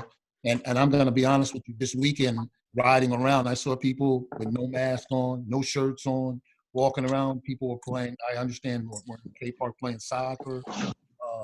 There has to be, folks have to do what's necessary for us to make these moves, because we're protecting them against themselves. We want everybody to be safe. And that's what everybody talks about daily. So, whether Teaneck does whatever or Hackensack does, I think different impacts, different communities. We can look at doing, but But we there's have a to see what's going on. behavioral component, I guess, was what I was going for, just to see what other towns are experiencing and to see if it can help inform us. We have to make our own decision, of course, as you point out, and that the health department numbers are critical, but that's not the only data point. I wouldn't. Okay. Anybody else have any questions or comments? I do have a comment, Council President. Go ahead, Councilman Hayman. My feeling is this: we, along with other municipalities in Bergen County, largely have been the epicenter of New Jersey, and the things that play into decision making in the central part of the state and the southern part of the state, don't necessarily lend anything to what we need to do here. And if anything, we probably need to be one of the last areas to fully open up and get people mingling again. I get it that people need to get out and need to move around and be a part of things and want to be more social. But if the numbers aren't there to support it, I don't think it helps anybody. And in fact, I think it hurts our situation. So if anything, I'd rather be much more conservative on opening up things again. And we do need to be smart about how we do it. And when we are ready to get back into the fray, as was stated earlier, we need to plan for that now. But we need to go very slowly on relaxing things until we get absolute certainty that things are under control. Right. Thank you. Great. Any other questions, comments, statements?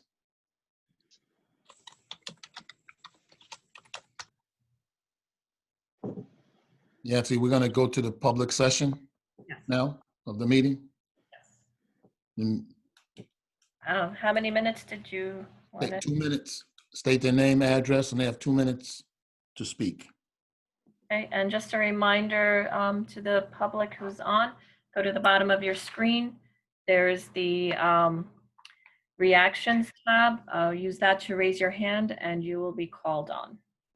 Set my clock. Okay. Okay. Mr. Cobb, Mr. Rosenzweig has raised his hand. Mr. Rosenzweig?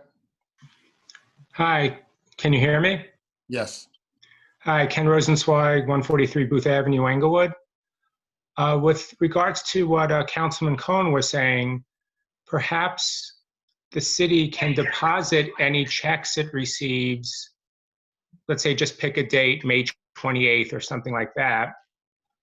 So people who are concerned about cash flow can mail in the checks today, which would give a good 3 weeks for it to get 5 blocks to get to City Hall. So they wouldn't have to worry about being late and they wouldn't have to worry about their cash flow. So that's one option that you can do. Even if you get the check, say May 15th, hold it for a couple of days so that the person who wrote the check doesn't have to worry that they'll have insufficient funds.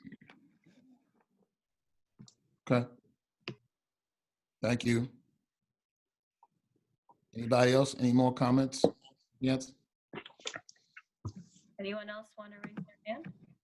I just want to say, sorry if I could. Go ahead. About the previous comment. The only problem with that is we're not supposed to hold checks for more than 48 hours. That's the law. So if someone, let's say, puts the check date on it for in 2.5 weeks from now, we happen to get it in 3 days, that's going to be a problem because we can't hold it for another week and a half. Okay, well, obviously, if it's illegal, then ignore my comment. Adam Brown, I believe I saw his hand up. Brown? Hi, all. Yep. I just want to make a couple of brief comments on the budget. And I apologize. I intended to be there the evening that it was introduced on March 17th, but I was at the hospital with a family member. So Englewood's first case. So I just want to make a couple of mentions, and I want to say the primary thing I would have brought up that evening has been resolved by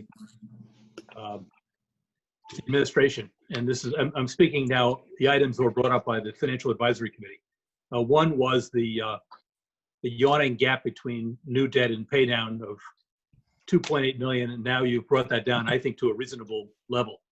So I commend Yancy and Michael and Franz for that. I think it's very important that we have some connection between what we're borrowing and what we're paying down. Otherwise, we'll continue on this bad path we were on for many years.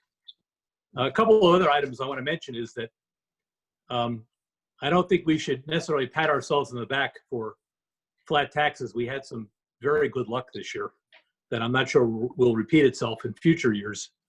And, you know, when you get a very low number, as Michael pointed out with sewer fees, it tends to bounce back to the median number, right?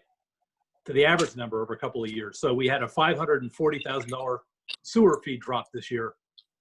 And if that returns to its average level next year, you're going to have to raise taxes by almost 1%. Not necessarily, because we have the COVID expenses. That it went to the Corona expenses.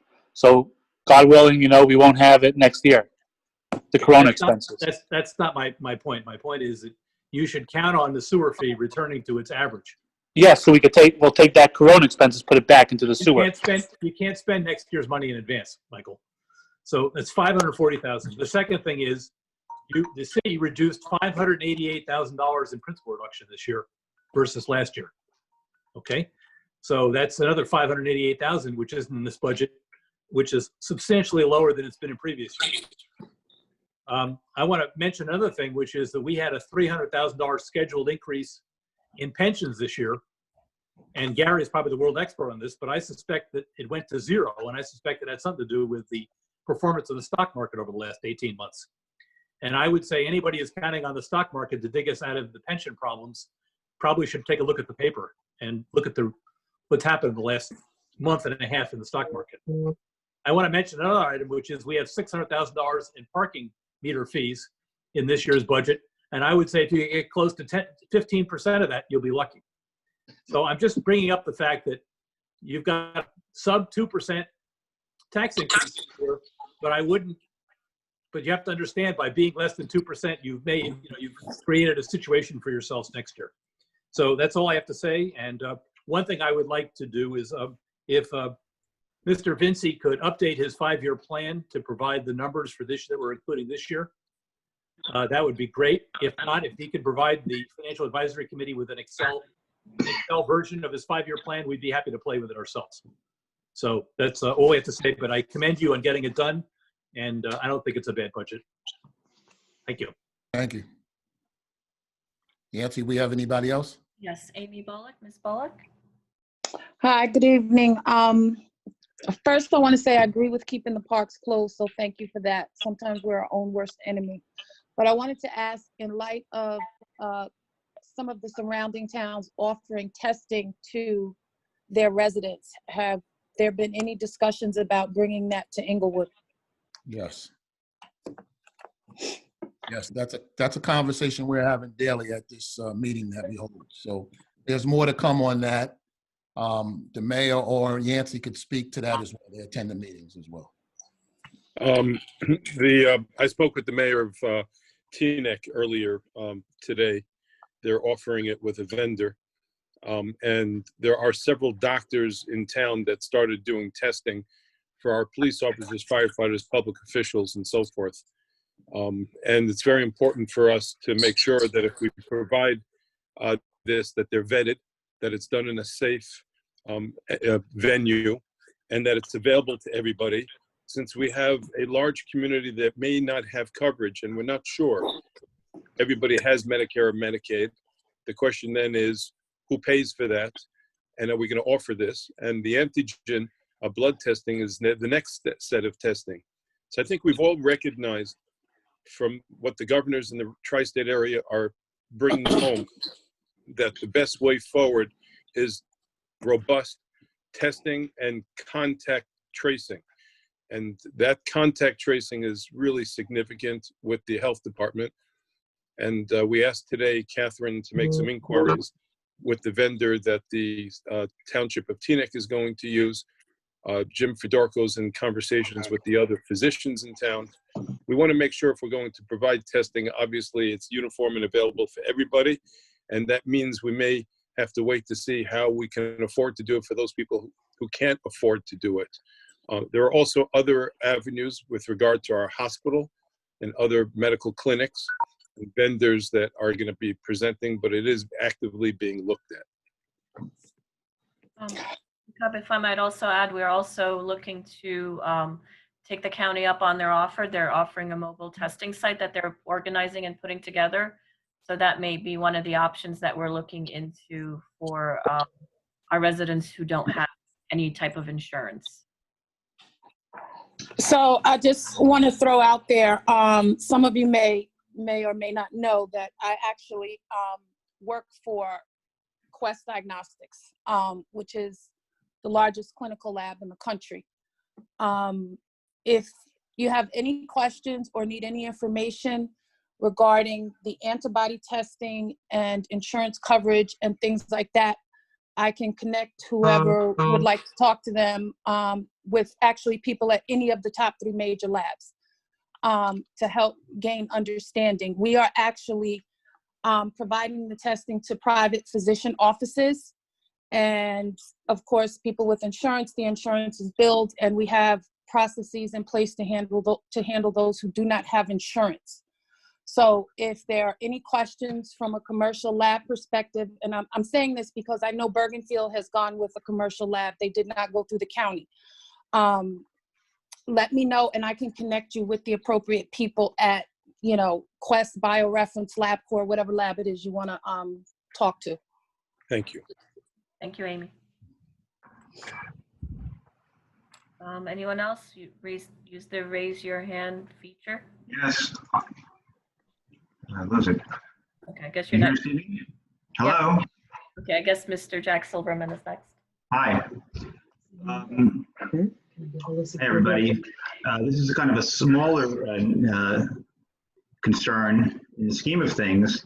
However, I had written well over a month ago a email to Charles, and I CC'd the rest of the council, but I never heard from anybody back what's going to be going on with the plan for pickup of detritus, yard debris that I've had, and many of my neighbors have, all around my neighborhood have bags sitting out, or they moved towards their house, but they're sitting out there indefinitely like this, and there's no plan.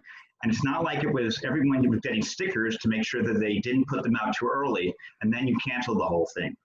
And they're falling apart, and it kind of looks like, it really looks crummy, and all the small little things that can be done. I checked with all 3 towns surrounding us, and they're all picking up yard debris. And, I can understand the bulk maybe because you're worried about people touching objects, but the yard debris's been out there for weeks now. There's no COVID on it. So we need to have a plan to be picking it up.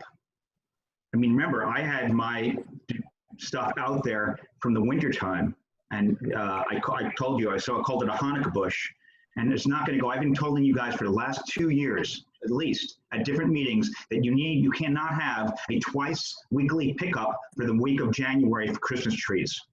6-foot Christmas trees uncut up are being picked up. That's baloney. That's not going to stand anymore.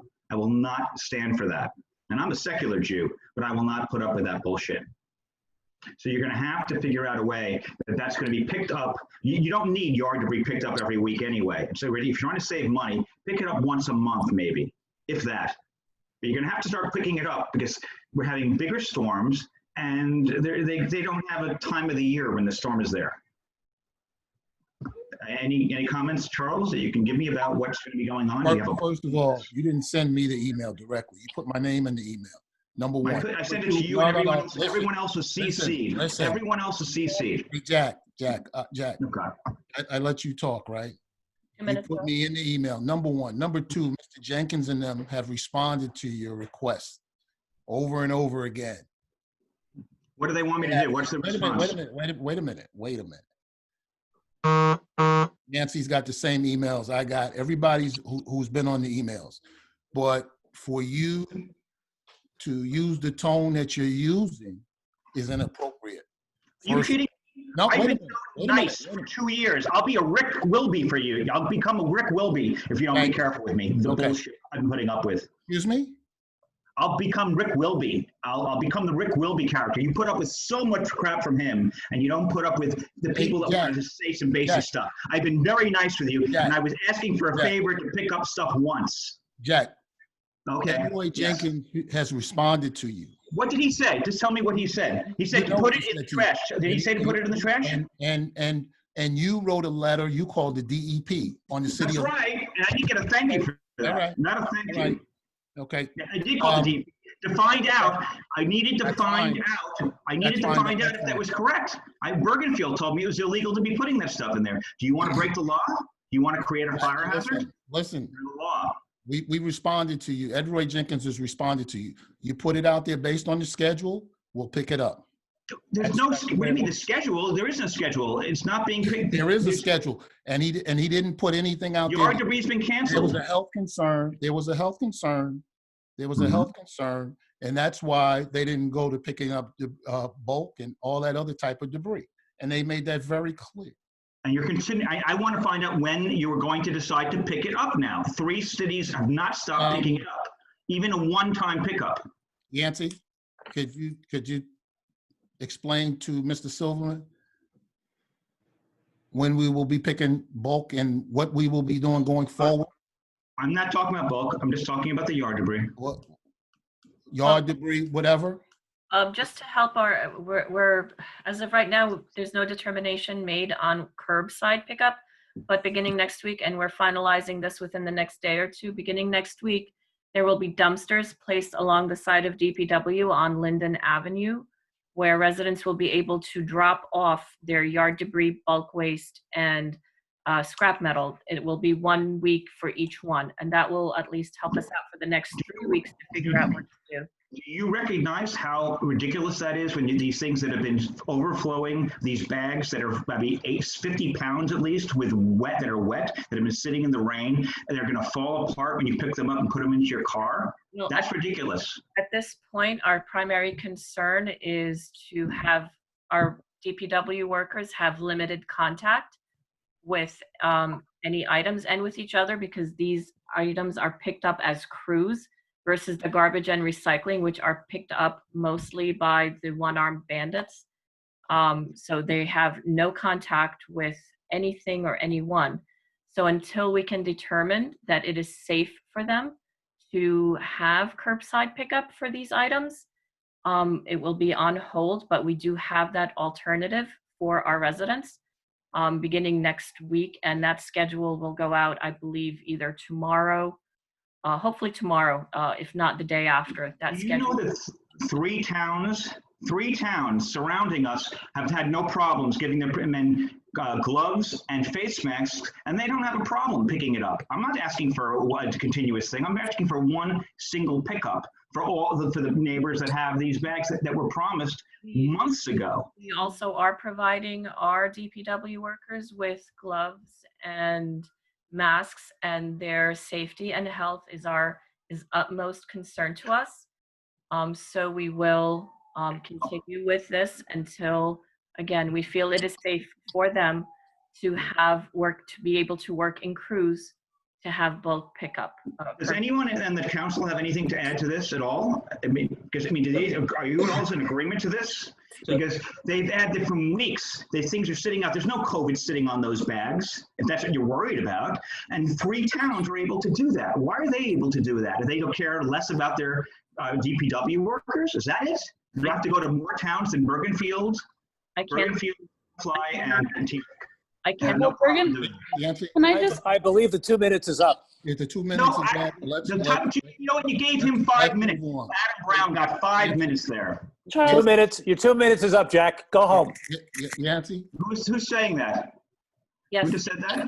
Hey, Cheryl, you want something to say? Yeah, I just wanted to say, the 3 towns that you mentioned, I believe, have private DPWs, which is a different situation than a full-service DPW that we have. They have privatized sanitation pickup. And it's not just about the whatever virus may be on the items that are outside, but it's the fact that you can't just have one person in the truck. Right. When you do bulk pickup, you have to have more than one. So, you know, I think that our employees have been hit hard the same way that everyone else in the state Well, I was only had. told that was told that no one correct me if I'm wrong, it was either 0 or 2 at DPW have COVID. I thought we actually did very well.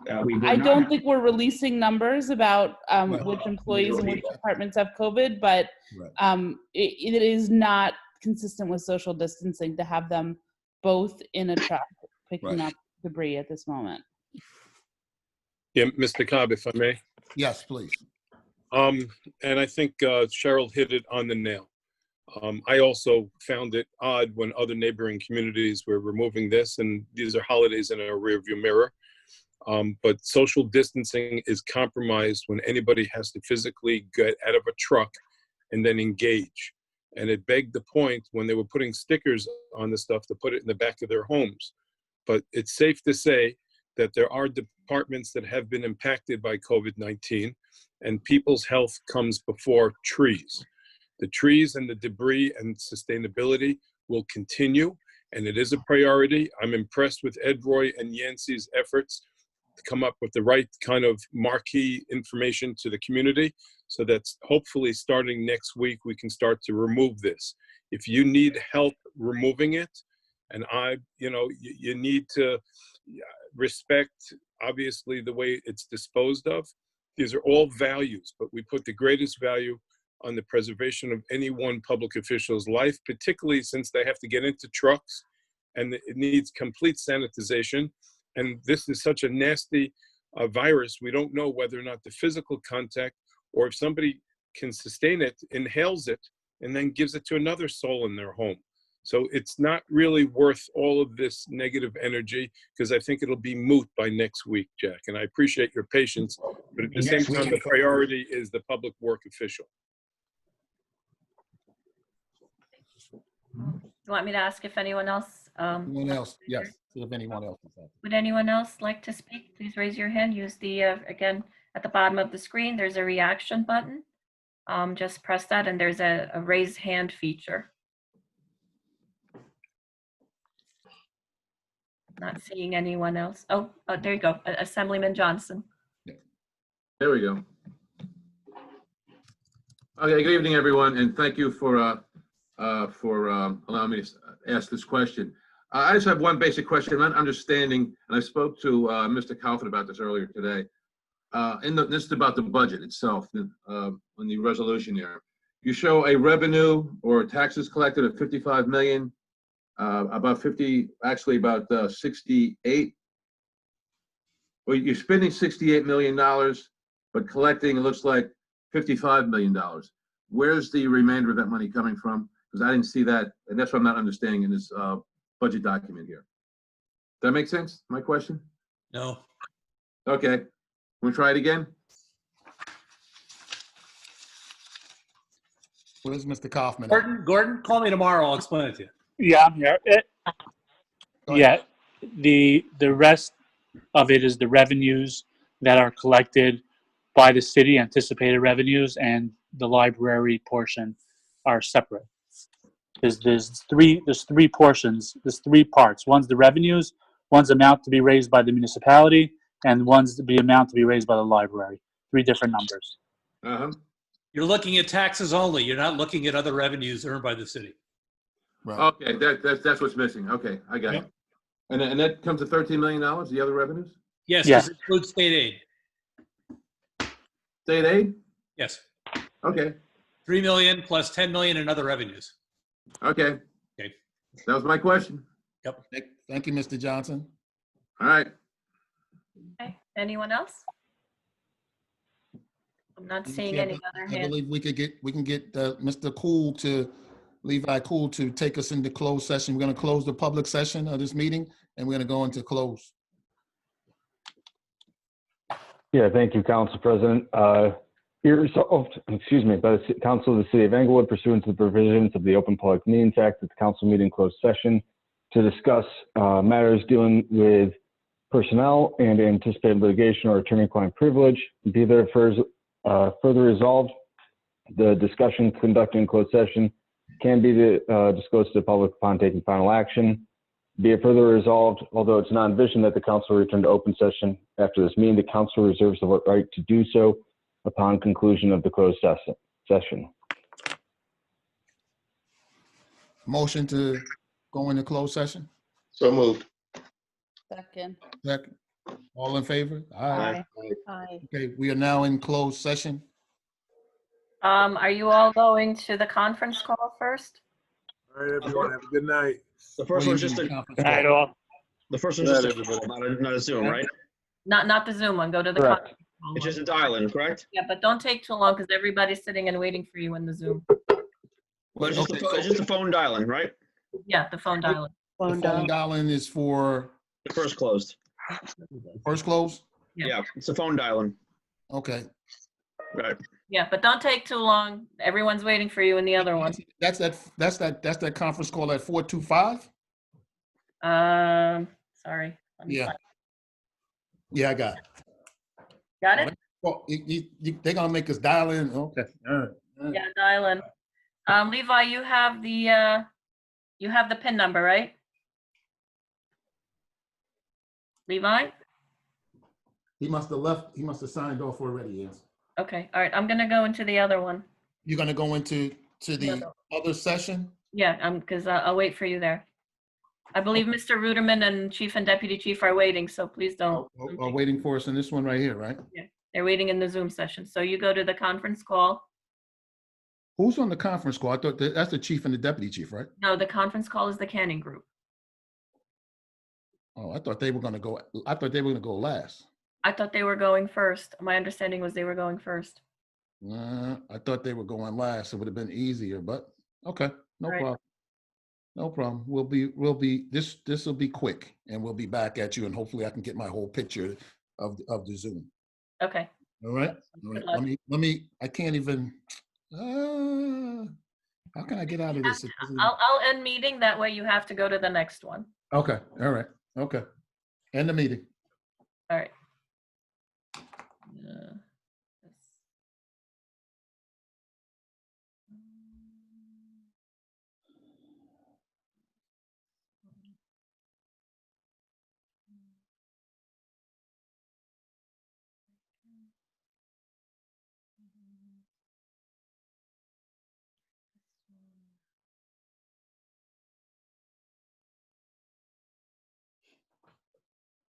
Were you able to end it?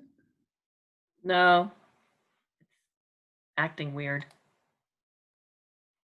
Because usually when it launches the one, oh, you know what? Because it's recording, so it's saving. Okay. Let me do this. You can leave meeting. If you press leave meeting, it'll let you leave this one.